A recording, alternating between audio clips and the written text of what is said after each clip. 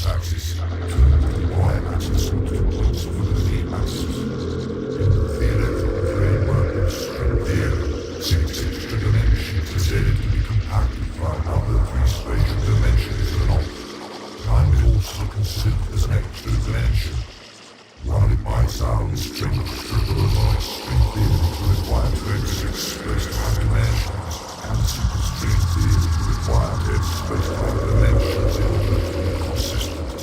These two numbers already occurred in common often with other tetragrammaton tetractors. What is more amazing is how the clear BL manifold, with the flatness string theory seems resembles the two-headed clock. A god of duality, like harmony and chaos, or possibly rather a middle world which are separated from being united together. In quantum physics, there is wave-particle duality.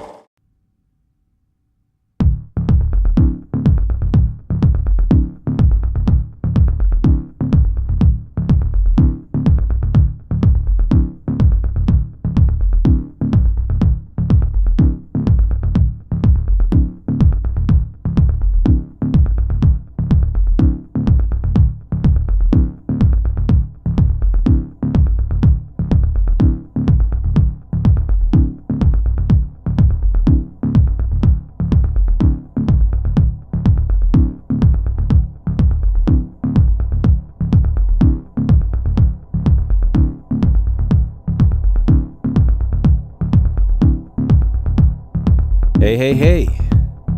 What's up, Techno friends? I see Serotonin Records in the house. Woohoo. Martin Sarah says hello. And D-Man, get this party started. And Save Techno is here. Is Techno in need of saving?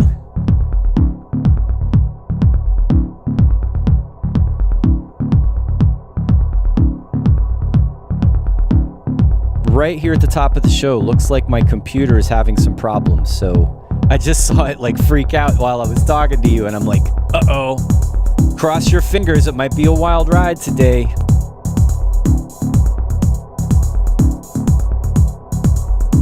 Definitely having some top of the show issues. Let's just cross our fingers and see. Oh, Save Techno says we need to save the old scene. I don't know. Things change. Time marches on. All us old techno guys, we ain't getting any younger. The youth are going to come along and take it into the future.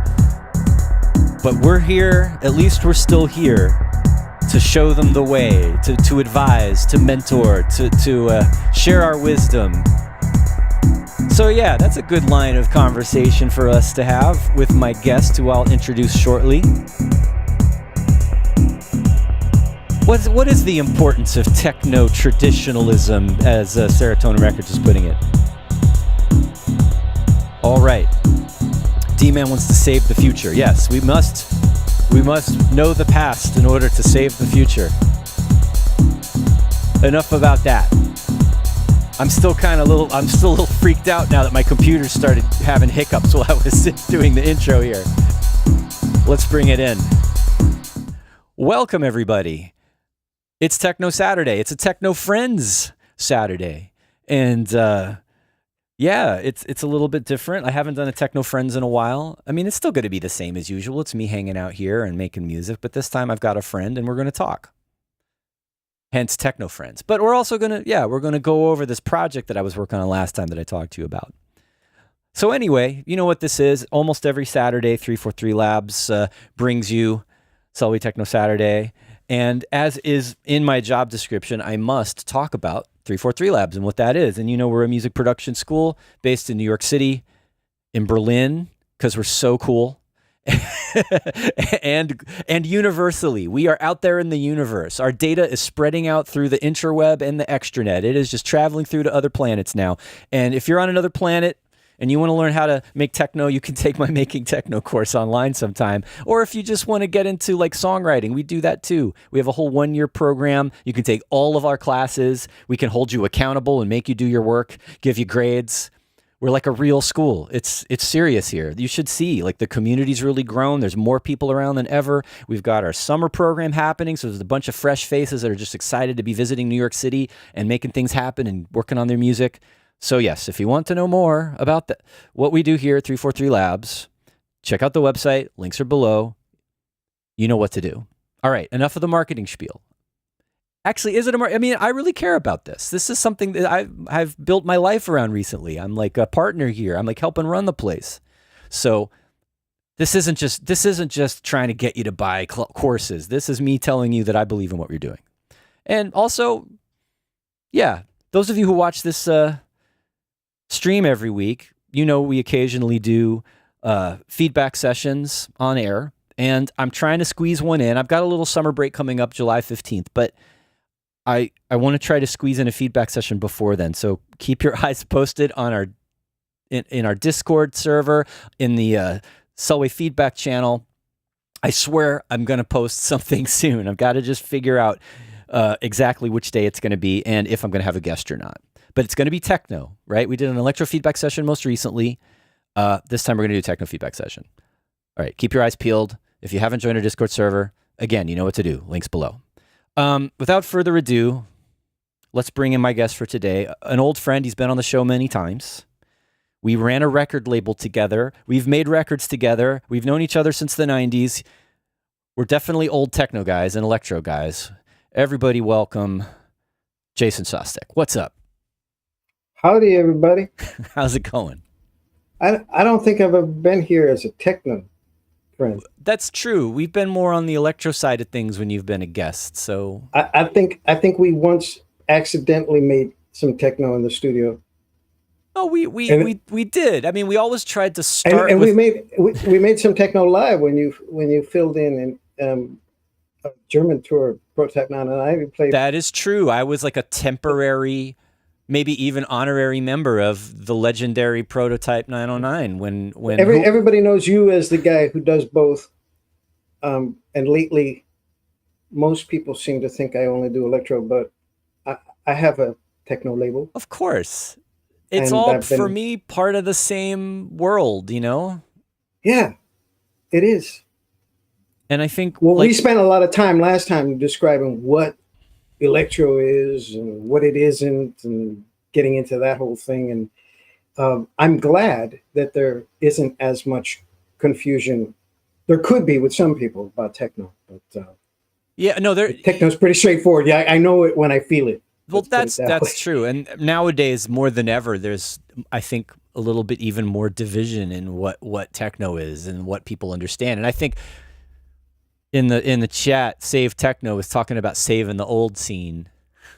And, you know, now there's a lot of young people out there, newer generation of people that have maybe a different take on techno or don't have a complete picture. Right? I think everything is going just fine. I mean, all these old people who refuse to go away, like Adam X. I mean, they will come and present what their vision of what it's all about. Sure. And the young new people who never heard of them before will see them for the first time and say, "Oh, that's cool," or "It isn't." And those who are curious would dig back into it and say, "Yeah, this is awesome." And those who aren't can stay away, because if it doesn't light your fire, better off staying away. Don't force your bad vibes into it. You know, just follow your bliss, as I say. And I think my early time with techno, I was also kind of confused about what it was too. You know, I grew up in New England. I didn't grow up in Chicago or New York, and I was hearing things on college radio, and it was all a big mesh to me, like whether it was breakbeat or electro or techno or house music. To me, house music was techno, because the distinction didn't really get clear until I started getting records for myself. So, I think when you're dealing with underground scenes, it's always been complicated and always will be. And when it's not complicated and there's an official version, then it's lost its whole underground vibe, and then that's bad news. Right. I think the underground sort of vibe might be more what we were talking about in the chat here. You know, the Save Techno, like saving the old scene. There's definitely a divide between a commercialized techno. And I'm not saying the music isn't techno, but there's kind of a, there's what people were calling business techno for a little while. And there's the big room rave scene, kind of huge events, festivals that are just raking in the dollars and having the biggest artists. But then, those also make space for up and coming artists to be showcased. So yeah, maybe the same small handful of headliners are playing at all the festivals, but then what about all the other stages? What about all the other artists and performers and producers that are coming in and like showing the new stuff, right? There's kind of you kind of need to have a higher level to support the whole thing, right? But we also should not lose sight of where we came from, right? And the underground needs to be there. It ain't a pizza it's not a pizza that we're slicing up. It's a tide. Yeah. I mean, these big people with their big room sound, they're playing underground records like half the time. And they're introducing it to these people who've never heard any of that stuff. And, then it shows up in the better ones or have playlists and people are checking it out. How is that a bad thing? I don't know. I agree with that. Speaking of checking it out, I decided to put on a little music in the background here. Do you hear it? Does that sound familiar to you? I'm hearing it, yeah. I'm hearing it. This is definitely, this is BPMF Techno. This is Jason Szostek back in the 90s. For Upstart. And it was, actually, there's a Patrick Pulsinger record that I was really into. And I'm like, oh, he like kind of did something funky with the 9/0 before it went into a 4 on the floor, and kind of turned me on to that sound. And of course, I always had the CV rock the 101 with the 3/0 because that pissed off Richie Houghton. Really? Why did Richie get pissed off? No, he hates. Well, anything I said, he hated. He just was the anti. You're just not cool enough, man. You're too much of a. You're like another kind of nerd. I wasn't from Canada trying to pretend I'm from Detroit. Fighting words. I was from Connecticut trying to pretend I was from New York. So it's different. Yeah, but that's easier to get away with. It's different.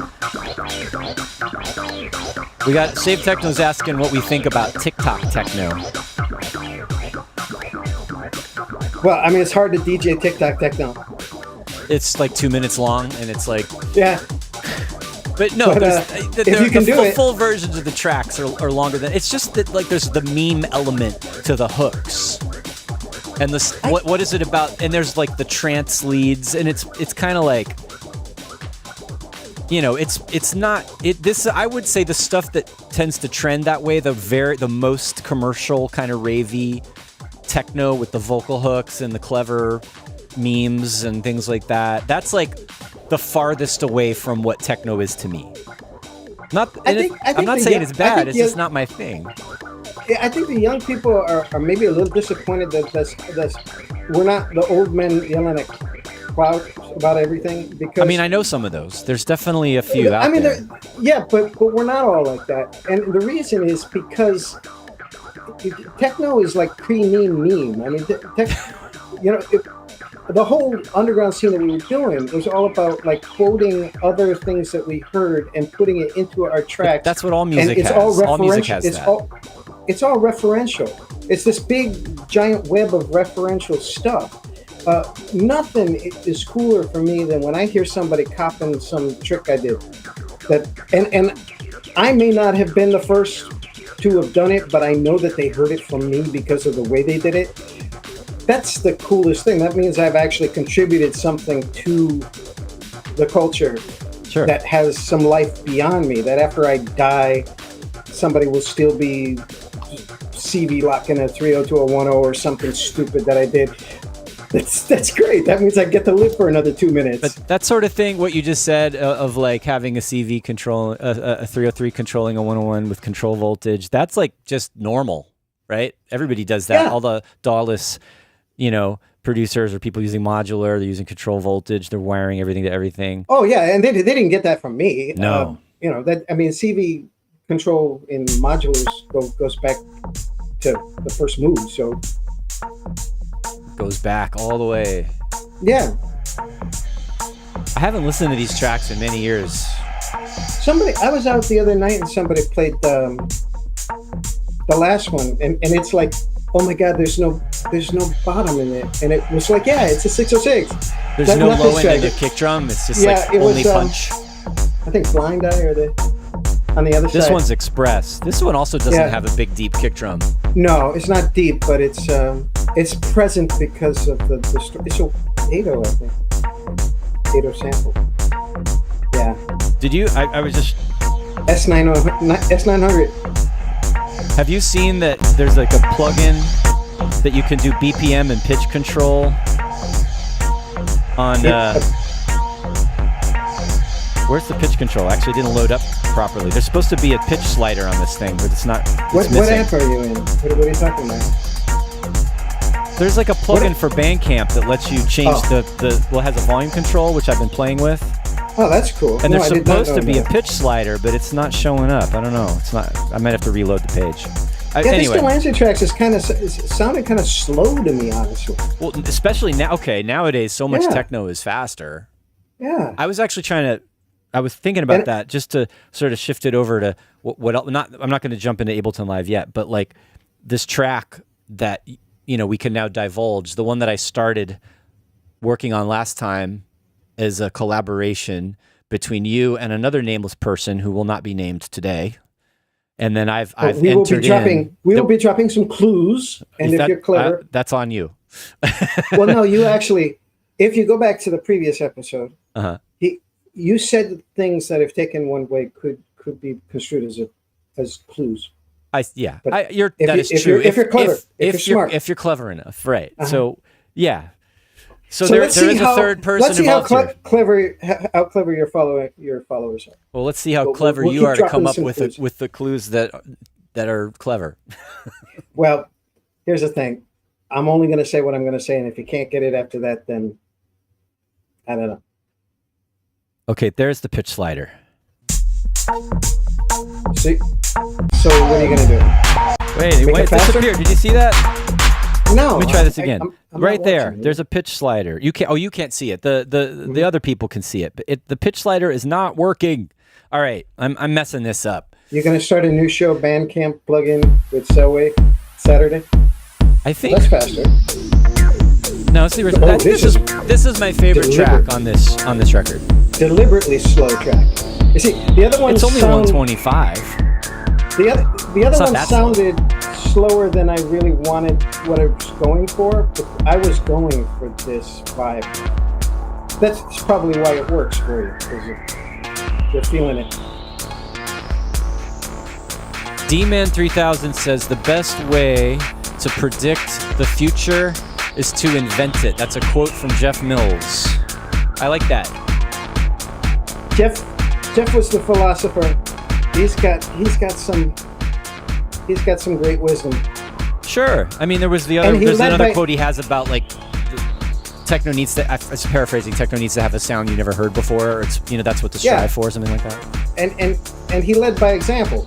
Yep. Which is the most powerful way to lead, to do it.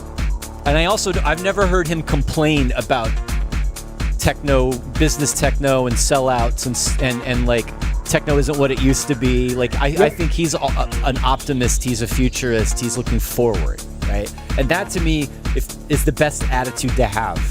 He's techno winning, right? I'm not winning. Looking at like techno as like a apocalyptic dark thing. It's like I want positive future, right? So I like to keep a more positive vibe in my techno.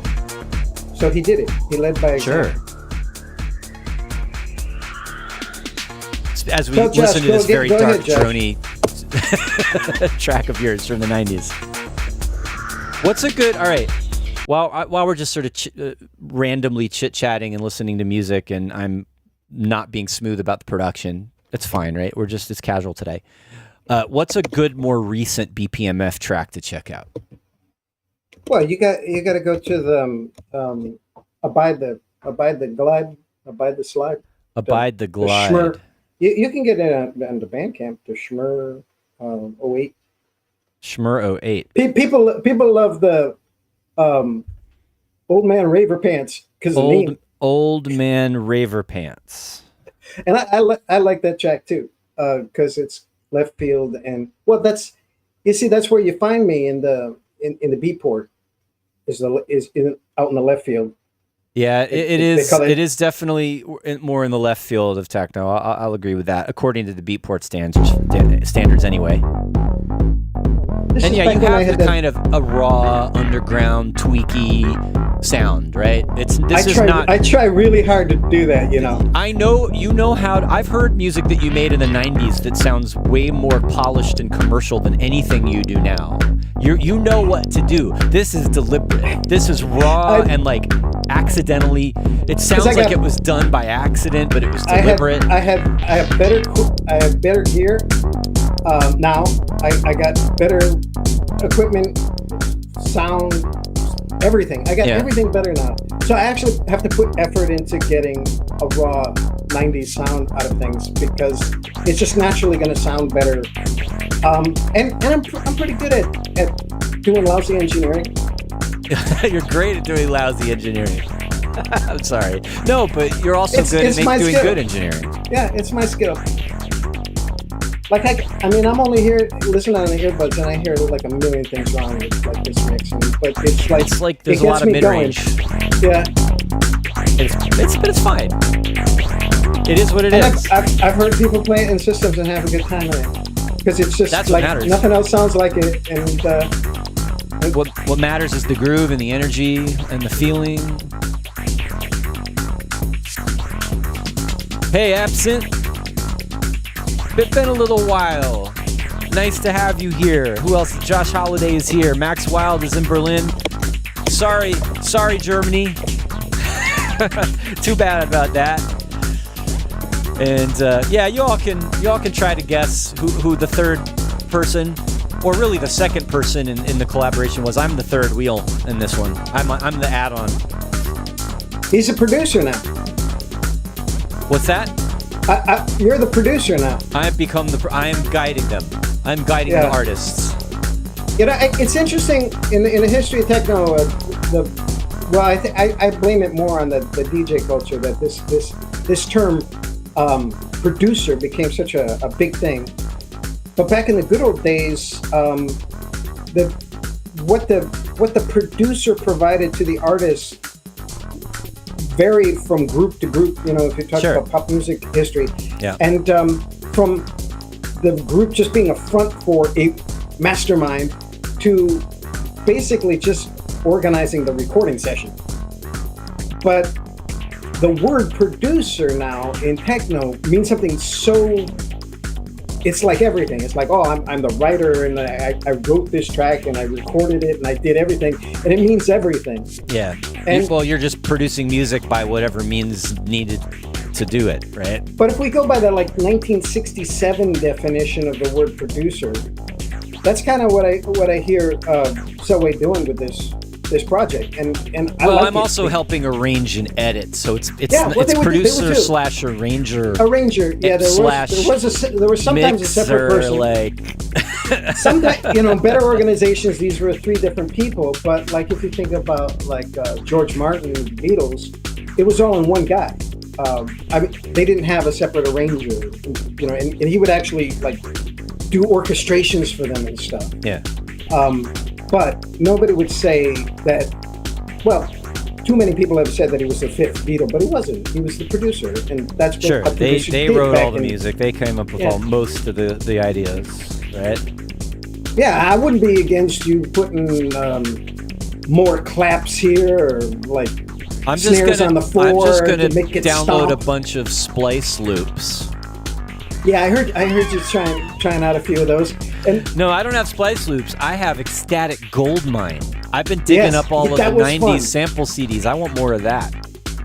And man, you owe so many people so much money for the loops that you used back in the day, but nobody cared. Nobody cared. I didn't use them. I used a handful of those sounds. There are people that were much more so I came deep into the sample CDs than I was. I actually hip-hop. really stole. I didn't just use sample CDs. I took samples from old disco records, and everybody did that, right? A lot of the drummy stuff was just like chopped up disco breaks with distortion. Well, I was helping a couple hip hop bands in the late '80s in Hartford and in Connecticut, and people were coming from around to use the S900, and they were leaving me with all these funky breaks. And when they left, I just double timed them and started trying to figure out how to make my own jungle. It's like they gave me all the breaks because they were doing like that late '80s sample heavy hip hop that got clamped down on by all the copyright suits and stuff. That's a shame. I'm gonna share something kind of crazy, just since we've been talking about the old samples and stuff. Is this website? I'm not going to zoom in on the URL. You're going to have to figure this out for yourself. I mean, you can probably see it. It's high res enough. But this is someone's private...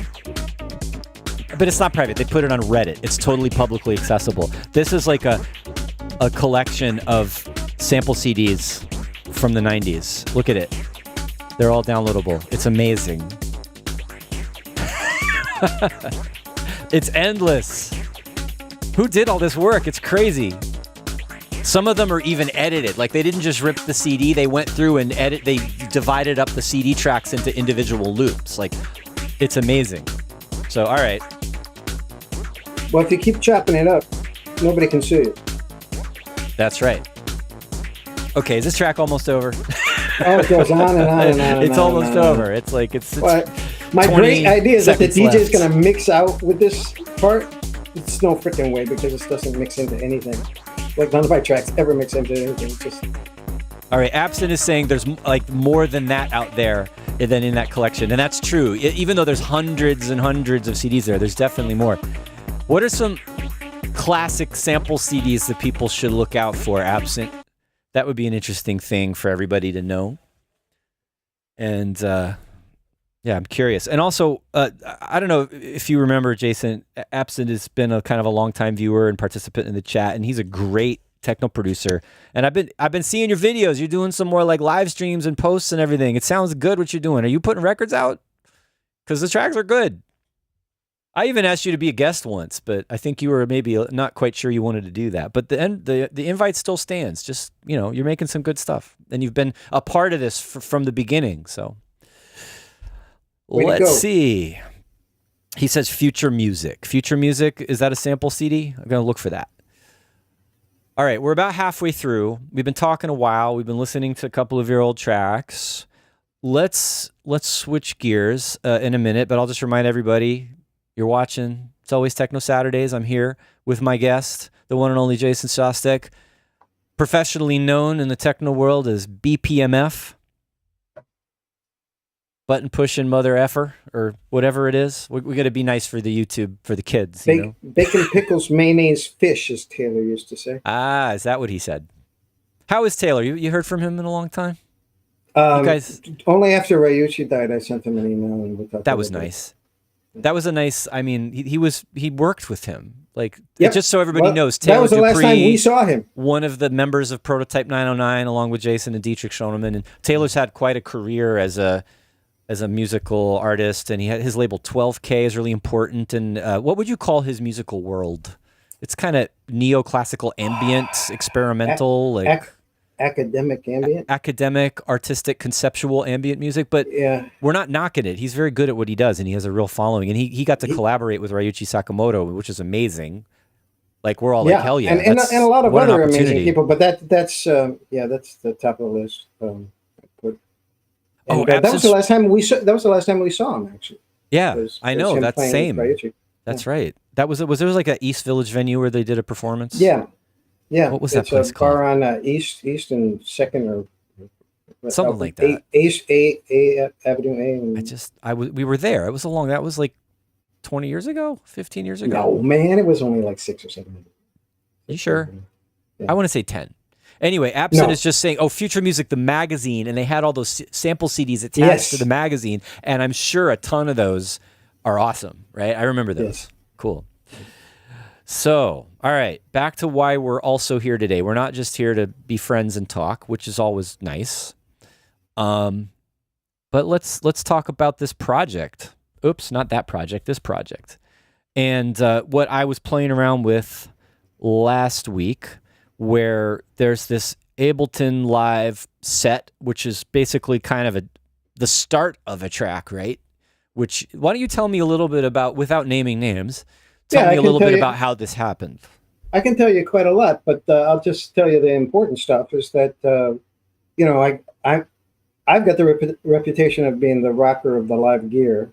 And the other producer does quite a bit of that, but also a lot of like the live, do everything in plugins and recording things. And so the idea with the little time that we had was, okay, well, we'll just hit record and rock some head. We kind of had a vision of like, well, based on some of the sounds that we were coming up.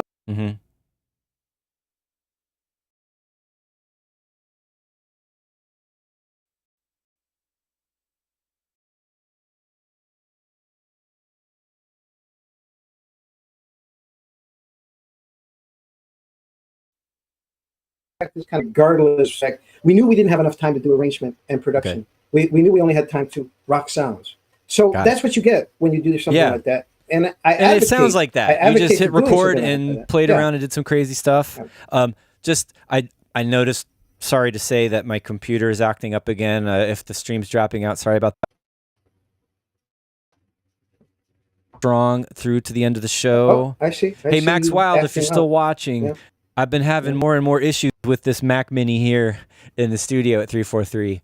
It actually happens mostly only when I'm bringing in guests, and it used to be fine. And there's something about bringing in the extra feed that the computer just starts having issues. So anyway, hopefully that won't happen too much while we're listening to the music. And speaking of listening to the music, let's remind everybody what we're dealing with here. Now, this isn't the original. This is what I did to it so far. Oh man, it's fast. I know, right? We were talking about that earlier. It was like I was wondering if it's 135. Oh, 137. I'm feeling it. And they can always drag it down if they wanted to. But here's the thing. Can you imagine somebody playing this particular group faster though? That's what I'm wondering. Is it like maybe it's a little too fast to be this swingy?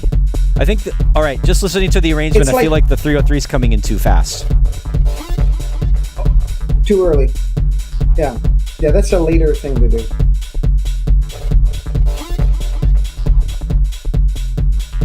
Oh, is that the wrong one? Oh, this tempo feels perfect to me. Okay.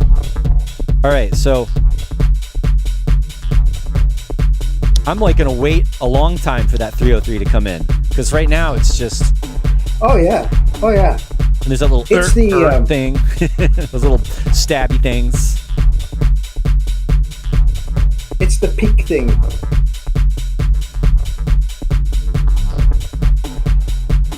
I think maybe even the open head came a bit early too. Although I'm feeling it now. I see you teased them with that bass card there. I feel like I could have some more percussion in here by now too. Or, I mean, the obvious thing is to bring in like the 909 rides. You took out all those little clickety clackety little delicate things. Yeah, I want the delicate. I thought they were too delicate for this, so I've switched over to the 909 hats. And then I left in your little weird percussion thing in the clap. Speeding up? No, it's just an illusion with the additional layers of energy happening with the new percussion coming in.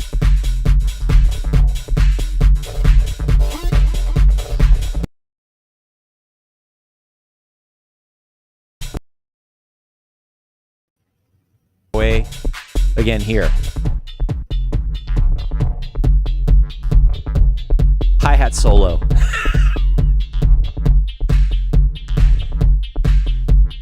So this is a section where I felt like some new thing needs to come, some new element, or using one of the something memeable. A vocal. What kind of vocal should be here? What kind of story should it be telling? And Hi-hats. Where are the hi-hats? I want the hi-hats back right there.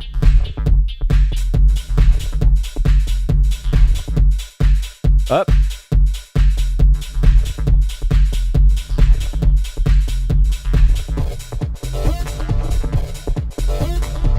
All right, here's where I left off. I was thinking maybe we get to a part where there's more 303 and it gets a little heavier.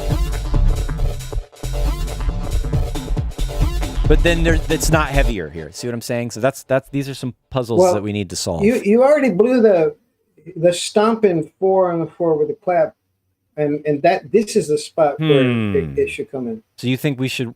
But why not have this? Only if you I could start with the clap and then take away and then bring it back there. Because look, the that's stomping version because for the build-up.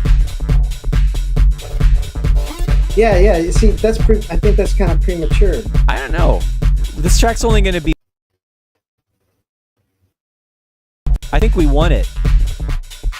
So right here, there's this little mini break, and then the clap goes away, and then we have a section where it's a little different energy, more stripped down.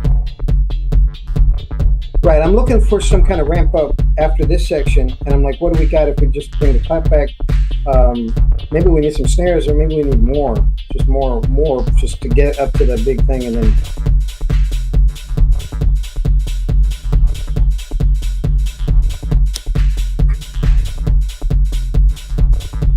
Maybe this part needs to be shorter, and we need to get into more energy sooner. Yeah. Maybe we need some more percussion. Maybe we need some drum loops. No, we don't need the clap yet. Where's the kick drum? There we go. Yeah, I like this part. Oh, what just happened? Sorry.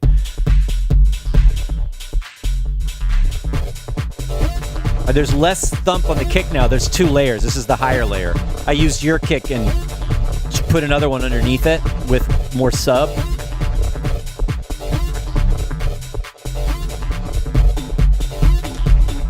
All right, here I don't like... Oh, you got that tard come back in. Yeah. I prefer this as an occasional stab, not a continuous loop. Mm-hmm. It doesn't really groove. Exactly. It interrupts the groove. It's okay if it kind of jumps in and goes, huh, every now and then, but if it overstays its welcome. Counter groove.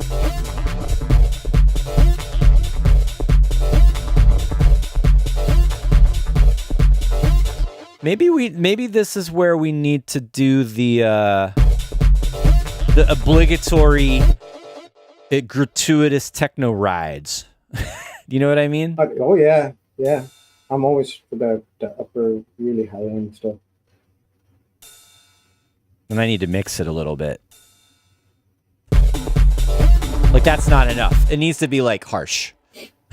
It's gotta... Yeah, you're doing a good job because I can't hear it in these buds. Oh, you... You can't hear it? No, I hear it. Don't lower it for me. No, I'm gonna... Yeah, some dots.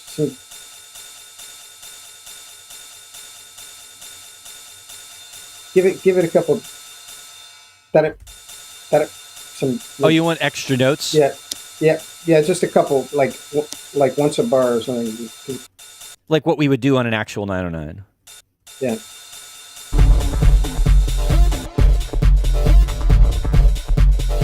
And you're gonna leave the open in, or you're gonna switch to the right. Oh, the breakdown switch to the right. Take the open out. No, I think it should stay. I want to add energy, not change it. I want it to go up a level.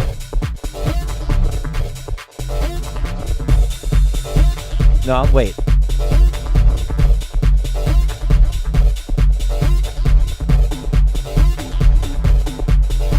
Go away.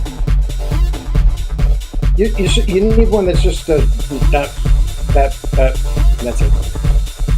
Maybe I make it 2 bars. That's it. Make it a little louder.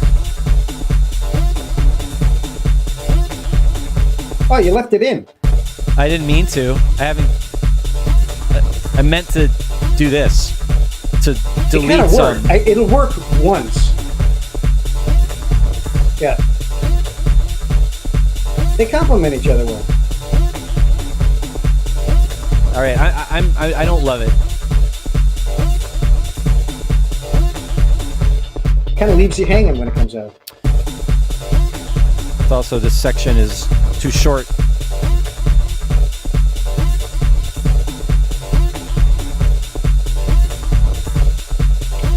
All right. Does that riding straight ahead energy conflict with the bottom swinging feel? Say again. Sorry, I just totally didn't hear you.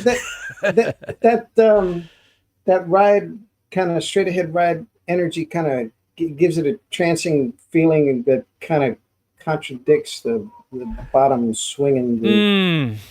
No, I know it works. All right, we're talking about maybe two different styles of techno interacting here, because like if you think back to the kind of wonky techno of the 90s, Christian Vogel, Neil Landstrom, those dudes that had that kind of grindy, weird, wacky feel to it. I'm talking about. So that's what this has. Like, you know? Mm-hmm. Also, just, I don't think this bass is mixed the way it should be. I think there needs to be more of that kind of tweaky stuff on the top coming out a little bit more. Sure. This needs to be improved somewhat. Granted, all the tracks are going to need it needs to be polished in the right? EQ range, right? And it has a certain vibe, and then once you start getting into the excessive hi-hats, I'm into all that. And I'm glad you brought up Neil, because, like, I mean, he's even more jacking and tweaky than this. Well, he goes so far that sometimes I wonder if the track only works in my mind. And we're talking about old school Neil Landstrom, not current Neil Landstrom. He's more in a definitely moved along in his progression stylistically. Maybe just on the kick drum is better. Yeah, maybe you got some sirens going on over there, don't you? Can everybody hear those sirens? I don't even know. I have noise removal on you. Maybe they're not hearing it, but I'm hearing it. It's loud. Well, I'm in Philly. Where you on, man? Yep. You know what? I like this more sparse ride rather than the typical every eighth note. Yes, exactly. I was agreeing with you already. Yeah. Because that's what is going into conflict with that bottom. You can't. The bottom groove is so heavy and so crucial to this track. You can't do anything that we want to keep it bass heavy, aggravates it. Yeah, and bass centric.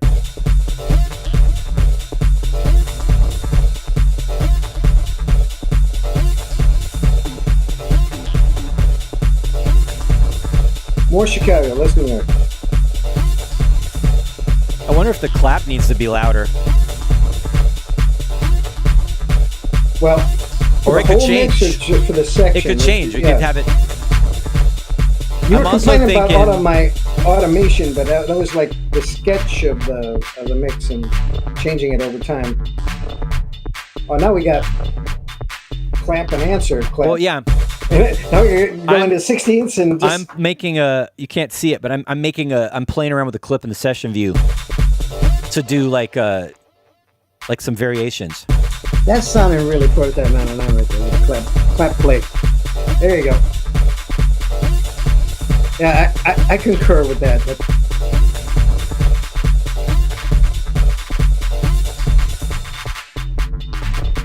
Something like that. Absent is wondering about the kick drum. Yeah, we got to put sirens in the mix. Kick drum. The verb sounds nice on the clap. Thank you. The kick sounds very round. Is that an 808? So it is some random sample, honestly, that I just pulled out without thinking too hard about it from my. It's not an 808, but it is similar. It's a little click and a boom. Let's talk for a moment and then about the theory. That's the original kick that has a little more dirt to it. Yes, Jason. The theory behind this approach is that we're going to try to get really close to an arrangement and then go back to the details of the sounds. I mean, I think most of the arrangement, it's right in itself. It's almost done. It's at 4 minutes. I don't think this needs to be a long track. I think like 5 something, and we're at 4. If you arrange 4 minutes, you can always make it 4.5 or 5 by just extending the front and back. Yeah, no, it's so there's really 4. It's mostly done. Minutes that you have to arrange. Yeah. Good. Then if people are really getting into picking around on the sounds, we can go into the sounds a little bit.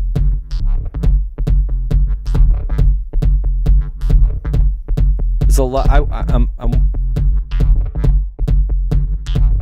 There's enough low frequencies in this bass that it might be too subby and get muddy. So I just rolled up a little bit more of the deep subs and putting a little more around 40, 50 hertz. You gotta take your mastering engineer hat off and just so long as you're getting everything you need to hear in the mix, if there's too much of something, that can come out. Oh, by the way, I'm like, is the level good for everybody? I have no idea if it's like a good volume or not.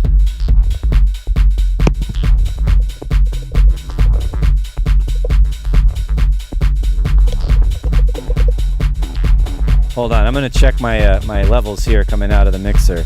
Oh my goodness, it's doubled. It's like extra loud. I hope that wasn't too crazy.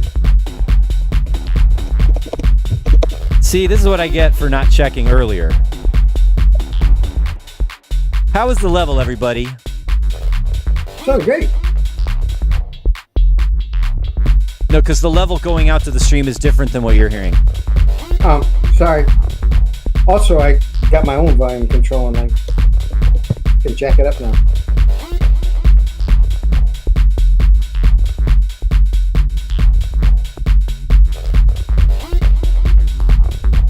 I mean, so far, just as a DJ track, like it doesn't need to be doing much more than it's doing, right? It's a tool. It is a tool. I don't love that thing, but no, I love it. I love it. Oh, then we'll just fix it a little bit. It's got to have the surprises. Wake people up. Should I put another one in there? That little tweaky high frequency thing? Let's do it again. All right, let's do it again. It's going to do a call and response with that, my least favorite sound, but I'm leaving it in there for now. Here we go. Too loud. I kind of feel like Dietrich is here. It's exactly the kind of thing he would throw in. I'd be like, I really do like the hi-hat solo. Oh yeah. Probably needs some other effect on it just to be a little more space, like a delay or reverb or something. I don't know. Another lesson when the reveal comes, they were emphatic about this. There we go. You play with the pitch and all that, and just rock that out. That is part of the performance of the Absolutely. Thing. It's staying in there. Good. I wish it was doing more of it right now. Well, I don't mind that it kind of gets hypnotic. But we could repeat. Or maybe you could just find a section where there's more. Yeah, there you go. There you go. I could cut in some of that. I could have done a better job making the clips.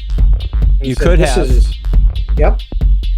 Hey, this is my first Ableton track, people. Oh, that's another thing about this. You're a hardware guy learning how to use Ableton Live. How educational appropriate for this? I've used multi-tracking, Steinway and Cubase Nuendo. Mm. I've been multi-tracking my live stuff in Nuendo. Yeah. So I do a lot of post-production in Nuendo. Sure. All the tracks, the recent tracks you listen to, that's the way they are. But Ableton specifically is, I know if you have experience outside of Ableton, you'll realize that Ableton is its own mindset, its own approach. And I deliberately got Ableton, learned how to use Ableton so that I could collaborate, so I could put all these people together, because all the people I know all over the world use it. And if I'm going to collaborate, I'm not going to be here's my Nuendo tracks. It's kind of you can give stems. It's surmountable problem. I've done that, but it's not the same thing. Right. Giving stems is not the same thing. To actually go in and make the clips and give a suggestion of an arrangement, which is what I gave you, I think is an important part of the collaborative process. Is like instead of a whole stem of like, I already decided that it's like this and it's sitting all down your hard We drive. want access to the plugins, to the parameters, so we can be creative with the sounds. Yes, I agree. And I even started messing with that on this track. So that's actually been the whole learning curve on this track with me. Like applying your button pushing and your knob tweaking to Live's automation and parameters. Yes. Are you hooking up MIDI controllers to Live? No. You need that. You need one of these, or a Fader Fox or something cool. I got cool things down in the basement that I haven't hooked up to the Live. My mindset was so into learning the software, and the layers of the software and getting that working for me. And also I find that whenever I switch to computer focus, then I am more track and isolation focused. Yeah. And then I've got more than enough fingers to. That's true. No, like being on a computer with like a mouse or a trackpad and a screen is a different workflow, and maybe it's better to like focus on that than. But it just depends on what you want, right? I like a little both. I like being able to have my hands on some knobs for some things. I'm not trying to tell the crowd how to approach. I'm just saying that from my direction, I set up all this gear with thousands of buttons and knobs, and I jam on that. When it gets down to the computer as a multi-track, that's my opportunity to really focus on track by track. Sure.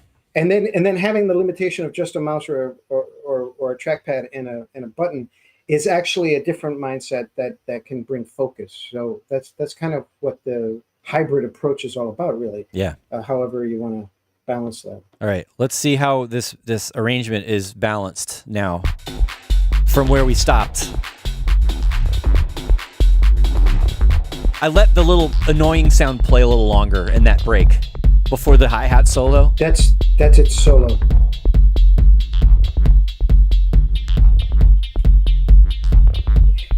Oh, okay, so we were saying we want this hi-hat to change. We could do it in audio. I could do like some pitch modulation. Right, you can hear it getting longer and shorter. But what if here, when the clap comes back in, we just do a little transposition of the sample? Where am I?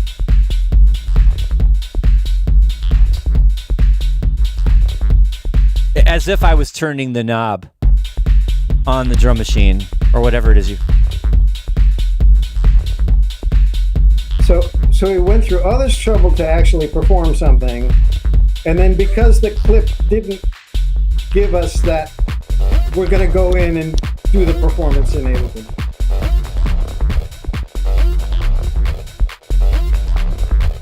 All right, so here's I've been wondering, do we need another break, and do we need to have a bit more contrast? I mean, it was working the way it is. The lower kick drum drops out.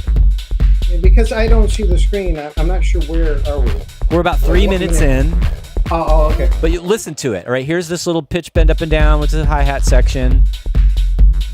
Yeah, one more break before the end, sure. And then the 303 comes in more consistently. It's a little messy, though. So I'm wondering, what if we strip down it even more? What if, because also the bass has been there the entire time. I'm just experimenting now. Two less. The bass is gone, right? That's bad. Am I right? That's the contrast. All right, but then it seemed empty all of a sudden. What if we do it this way? So I think I talked about this last time, where I just filter instead of remove. So, but that's not going to take out bass because you're doing no. I just want to provide contrast, and if it's just okay, the last thing I'll say about this is, wouldn't taking the bass out be like the warning shot across the bow for the DJ that this track is getting to its end? No, but it's not at its end yet.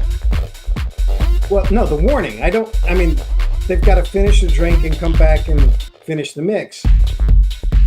It's not going to end. There's still going to be another minute. You always got to give the DJ something that they can memorize. That okay, from here on, because they get talking as whoever's plugging them in the booth and.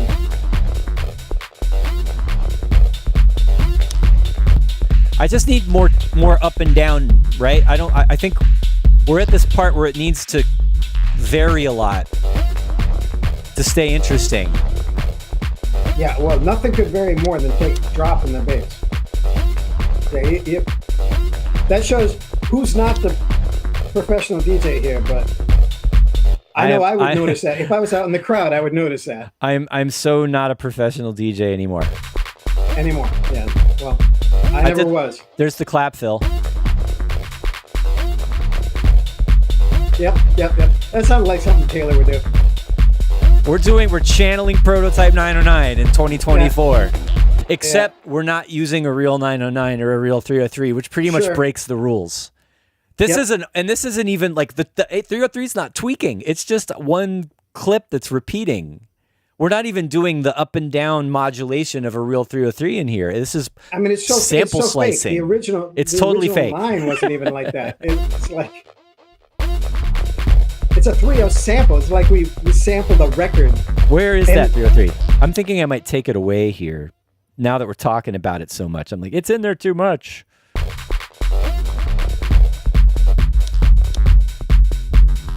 Oh, you could tease with it.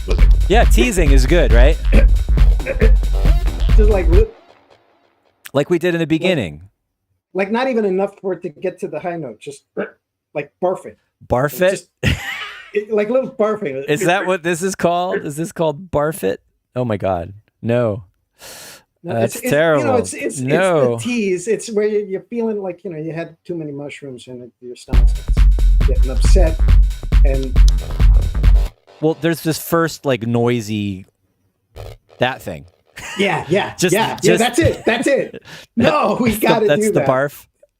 Yeah, that's like there's some 3.0 coming. It's just weird. Yeah. It's just weird.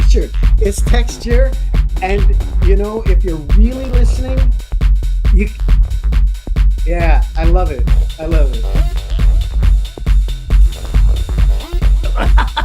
That's awesome. I still don't like that other sound. This bastard or bass-tard sound. Bass-tard, you just need a couple notes. Again, get it down to just the tease part. Maybe. What if I just tune it? Maybe it was just the notes that are. Actually, I like it a little higher. It's a little punchy. It is enharmonic.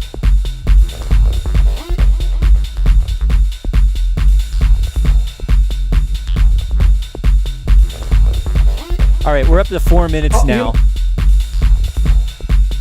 No, for real. Did you do that little 3.0 garble tease thing? I did, just in the beginning. Oh, okay. All right, I'm taking the 303 away again. No, you could have done it there. See, it's really you just got to slice up the highest notes and just tease with that. I'm happy with this right now. I'm grooving to it. Okay, man. Hey, if you're loving it. Just need some more fills and stuff in here. I want to hear some of that pre-03 garble. All right. Because it's the same as taking it out. It's there when it's the high note. You just talked over it. Here it is again. It's nasty. All right, I'm gonna do this. I'm gonna just drop out everything except the clap. We're gonna be cheeky. That clap is not strong enough to do. No, it needs to be mixed and louder and more crunchy and yeah. I think you'll have a version of it. And then all the percussion has to come back. It's like again. All of a sudden you're in a sound booth, dead room. No, I know. Again, what can we do to improve the sound of this clap? There's no distortion on it. Harmonics, like a copy of it. I mean, sometimes I put vocoders. Oh, it was super stereo. Yeah. Exactly. So now it's like a clap of distinction. can do this. Yeah, play with the space, you know. And I like started off bad, then it got big when everything came back. Arena clap. That is one heck of a clap. I'm going to do another variation on the clap in this section.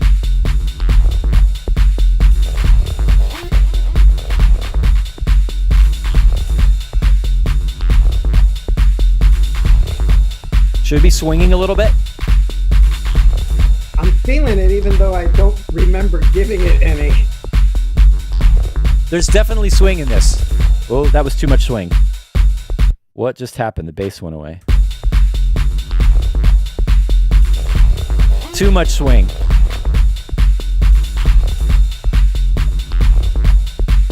The clap of distinction. All right, I want the rides to go away at some point. Maybe they don't need to be there at the beginning after that clap thing.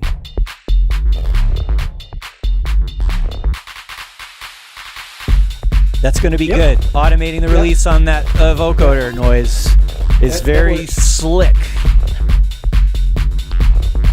Welcome to the clap room.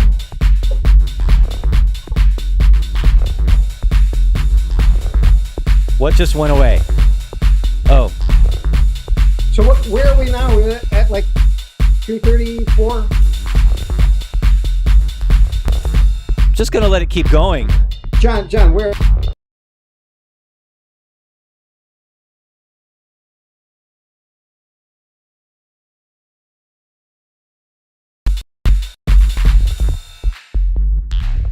Ooh, nice. We're just going to end on the... I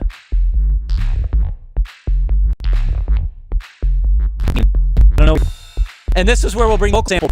Where the talking to you because it's weird and hypnotic and it's meme worthy and everybody's going to post it on TikTok because that's how you get big nowadays. That would work.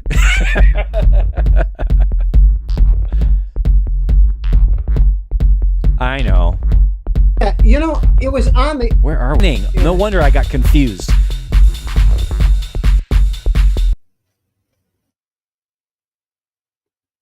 Thinking of something a little sexier, but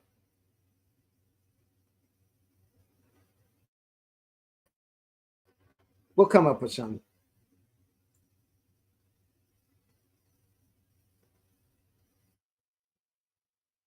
This is so old school, folks. If you want to take something modern sounding and make it sound old school, this is yes, but that's because we are.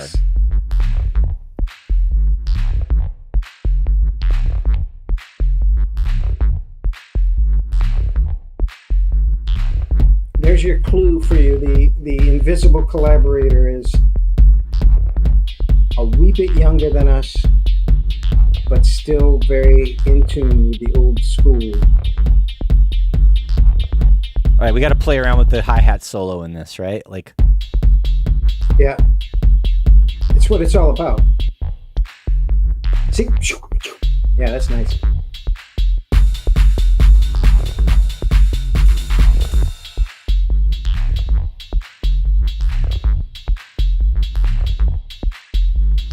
why is there panning automation? That's weird.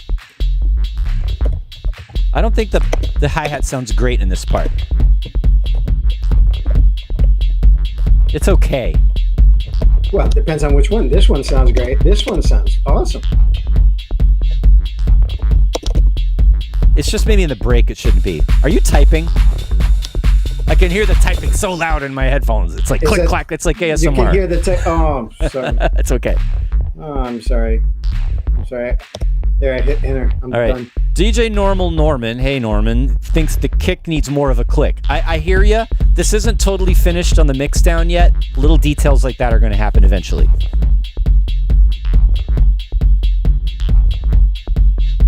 I like that little reverse, or no, it's not reverse, it's the attack on the...